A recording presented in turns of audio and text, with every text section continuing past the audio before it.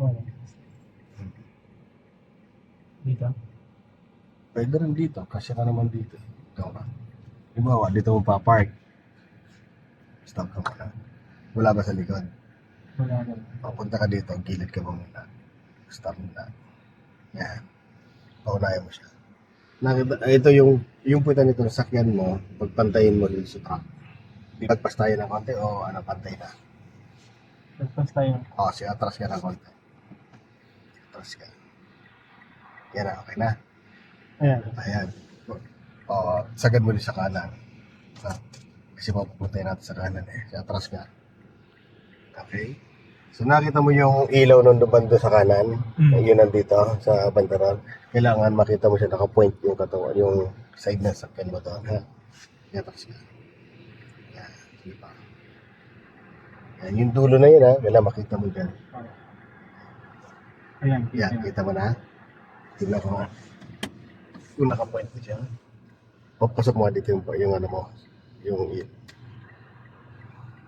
hindi pa naka-point. Sige pa, atras ka pa. Sige pa. Yan yung sinasabi ko. Naka-point ka na. Gitna manibela mo. 1, 2. Yan, atras ka. Dito ka tumingin. Ilapit mo yung gulong mo doon sa gutter. Yan. Okay, stop na muna.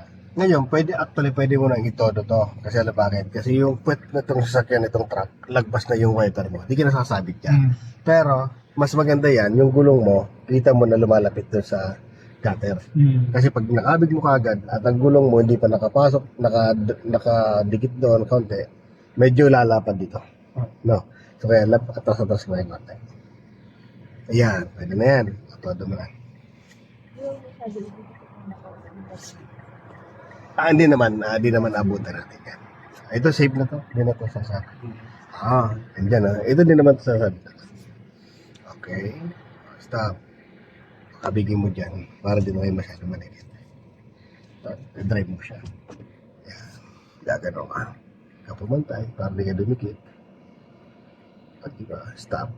Then, isa pang atras. Todo mo dyan. Oo. Then atras ka rin. Pag tila para tumuwid lang. Stop. Hit lang. 1, 2. Ayan. Atras ka ng konti na lang. Nakaparallel ka na. Ayan, stop yan. Diba? So, eksakto lang sa dalawang truck. Yun nandito, yung inaalala ni Ma'am. Okay yan. Di naman sinasabi ko. Malayo po yan. Ayan lang.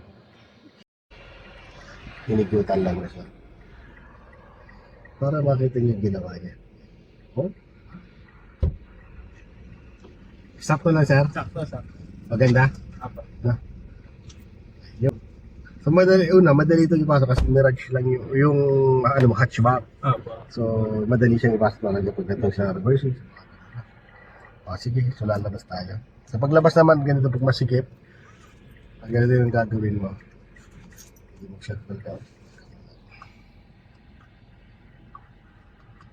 Yan, baba mo handbrake.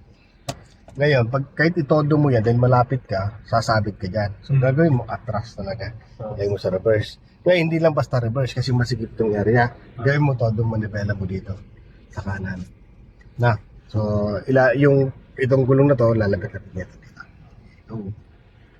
Kati lang, kati pa, stop. Ayan. So, nakaangat na yan, maganda. Pag todo mo dyan, then naman, todo mo dyan. Tapos, lagay mo sa drive. Mas madali ka makakalabas na hindi ka sasabi. Okay, gano'n na yung tiklan ka na. Tingnan mo na kung masasabi ka na. Di ba? Mabawi ka na. Okay? So, isa pang parallel. Anong tayo ka? Okay.